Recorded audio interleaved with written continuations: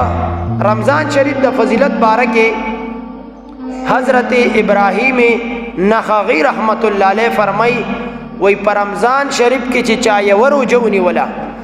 وای د دومره افضل او بهتره ده چې د رمضان شریف نه علاوه کو څوک زر روزي ونیسي نو د رمضان شریف د یو روزي فضیلت او اهمیت هغه نه رسیږي. دغه رنګه فرمای وای د رمضان شریف په میاش کې چې څوک یو پیر سبحان الله وای یو پیر سو وای سبحان الله وای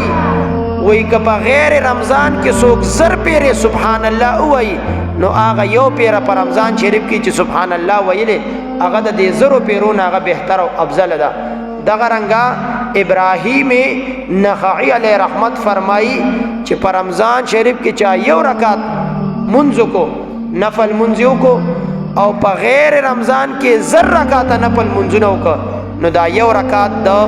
رمضان شریف داته نه بهتر او افضل دی. رب ذوالجلال دی مونږ او تاسو لا د رمضان المبارک په دې میاش کې صحیح معنو کې د عبادت کولو توفیق را نصیب کړي.